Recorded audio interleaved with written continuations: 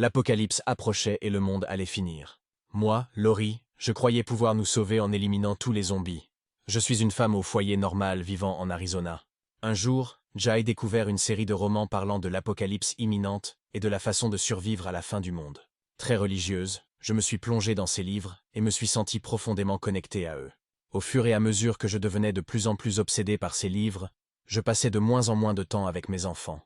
Finalement, Jai décidait de voyager de l'Arizona à l'Utah pour assister à une convention où l'auteur de ces romans, Chad DeBell, devait parler. J'étais excité de rencontrer Chad DeBell et lui ai raconté combien ses livres avaient changé ma vie. Nous nous sommes immédiatement plu et avons commencé à flirter.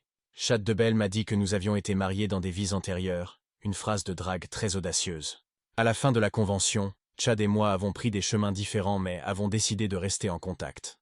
Nous discutions souvent et j'apparaissais même en tant qu'invité sur son podcast à distance, où nous parlions de la préparation spirituelle pour l'apocalypse à venir. Chad DeBell avait une sorte de suivi religieux en raison de la popularité de ses croyances, une version extrême du mormonisme que certains décrivent comme une secte apocalyptique. Plus j'interagissais avec Chad et plus j'adhérais à ses enseignements apocalyptiques, plus ma personnalité commençait à changer.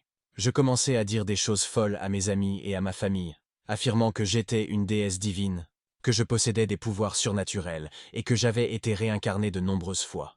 Je prétendais aussi faire partie des 144 000 personnes qui seraient sauvées lors de la fin du monde. Mais le plus important, je commençais à parler de zombies. Pas les zombies mangeurs de cerveau, mais des personnes normales dont l'âme avait été possédée par un démon maléfique, les zombies selon Chad et moi. J'avais un mari, que nous appellerons Marie, et il commençait à s'inquiéter en voyant ces changements chez moi. Je parlais de plus en plus de démons et de zombies. Un jour, je lui ai dit que je ne me souciais plus de lui et j'ai disparu, volant son camion et retirant 35 000 de notre compte bancaire commun. Après 2 mois sans nouvelles, je suis soudainement revenu et nous nous sommes disputés immédiatement. J'insistais sur le fait que mon mari était possédé par un démon nommé Ned Schneider, et je disais que ma mission divine m'imposait de le tuer s'il se mettait en travers de mon chemin. Mon mari a décidé de demander le divorce, et j'ai pris nos 2 enfants pour aller vivre chez mon frère, Alex, un fanatique religieux. Jai racontait à Alex que mon mari était un zombie possédé par Ned Schneider, et Alex m'a répondu qu'il s'en occuperait. 5 mois plus tard, mon mari est venu chercher notre fils et une dispute a éclaté entre lui, Alex et moi. Alex a sorti une arme à feu et a tué mon mari, prétendant la légitime défense. Aucune charge n'a été retenue contre lui. 1 mois plus tard, Jai déménageait en Idaho avec mes enfants et Alex pour me rapprocher de Chad DeBell.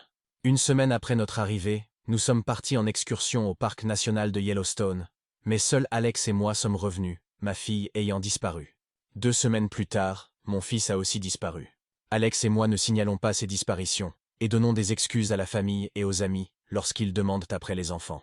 La grand-mère biologique de Gigi, mon fils adoptif, inquiète de ne plus pouvoir parler à Gigi, a alerté la police pour une vérification de bien-être. La police a découvert que les 2 enfants avaient disparu et a commencé à enquêter sérieusement sur Chad et moi. Nous avons déménagé à Hawaï et nous nous sommes mariés, seulement 2 semaines après la mort soudaine de la femme de Chad, décédée d'une prétendue crise cardiaque sans autopsie. La police a exhumé le corps de la femme de Chad et a découvert qu'elle avait été asphyxiée. Ils m'ont contacté et m'ont ordonné de produire mes enfants en 5 jours, mais je ne pouvais pas. 3 semaines plus tard, Jai était arrêté et accusé d'abandon. La police a fouillé l'ancienne maison de Chad en Idaho et a trouvé les corps des enfants enterrés dans le jardin. Chad et moi avons été arrêtés et accusés de meurtre au 1er degré. Chad a également été accusé du meurtre de sa femme et moi de complot pour tuer mon ex-mari. Nous avons tous 2 été reconnus coupables. Jai était condamné à la prison à vie et Chad à la peine de mort. Alex, impliqué dans ces événements, est mort de caillots sanguins avant d'être arrêté. L'apocalypse n'a jamais eu lieu. Merci d'avoir voyagé avec nous à travers cette nouvelle histoire. Si vous avez aimé l'aventure, n'oubliez pas de laisser un pouce bleu et de vous abonner pour ne rien manquer des prochains récits. Chaque épisode vous réserve une nouvelle immersion dans des mondes fascinants, alors activez la cloche pour être le premier à plonger dans l'action. À très bientôt pour une nouvelle épopée sur Jeux et Histoires, où les récits prennent vie à travers le jeu. Tu regardes cette histoire depuis quel pays ?